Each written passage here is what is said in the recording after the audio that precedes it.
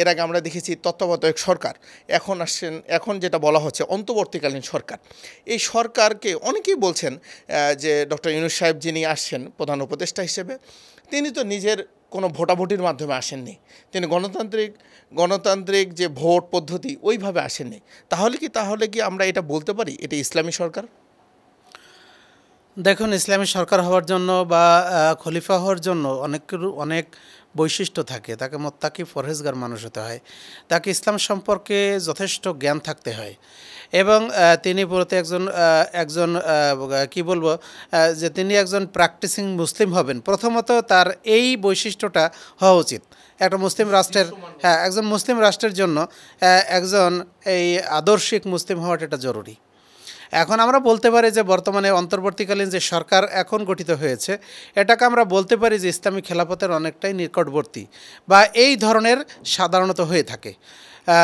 ইসলামী সরকার বা খেলাফতি পদ্ধতি হওয়ার জন্য যেটা কর্তব্য সেটা হলো কতিপয় লোক থাকবেন, পরামর্শক থাকবেন, যারা প্রত্যেকেই রাষ্ট্রপ্রধান হওয়ার মতো ক্ষমতা মানে বৈশিষ্ট্যের অধিকারী। এরপর তারা পরামর্শ করে তাদের মধ্য থেকে একজন প্রধান হবেন এবং তিনি তার দেশ পরিচালনার জন্য যতগুলি লোক দরকার বিভিন্ন পর্যায়ের সেই লোকগুলি তিনি নিজে বাছাই করবেন। এটা হলো ইসলামী পদ্ধতিতে এইভাবে সরকার নির্বাচিত হয়।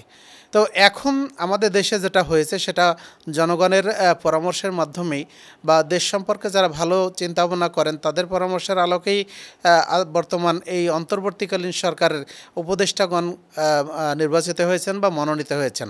তো তারা যদি ইসলামী পদ্ধতি বা পবিত্র কোরআন এবং সহিহ হাদিস অনুযায়ী দেশ পরিচালনা করেন তাহলে আমরা বলতে পারি যে এটা একটা ইসলামী সরকার বা ইসলামী সরকারের নিকটবর্তী আমরা বলতে পারি। কিন্তু তারা যদি কোরআন এবং হাদিস অনুযায়ী দেশ পরিচালনা না করেন কিংবা ইসলামী আইন অনুযায়ী তারা দেশটাকে পরিচালনা না করেন তাহলে তো এটাকে নামে শুধু ইসলামী মানে সরকার বলে আমরা এটাকে বলতে পারি না। হ্যাঁ, এরপরেও যারা উপদেষ্টা আছেন তারা দেশটাকে কোন দিকে নিয়ে যেতে চান, তারা কি আসলে ইসলামী মানে শাসন ব্যবস্থা অনুযায়ী দেশ পরিচালনা করতে চান নাকি কিভাবে পরিচালনা করতে চান, এটা এখনও আমাদের কাছে স্পষ্ট নয়। সুতরাং আমরা আবেগের বশে আবেগে কোনো কিছু আমরা আগে থেকে মন্তব্য না করি, বরং আমরা পর্যবেক্ষণ করি, আমরা দেখি, তারপরে আমরা একটা বিষয় নিয়ে হয়তো আমরা মন্তব্য করতে পারি।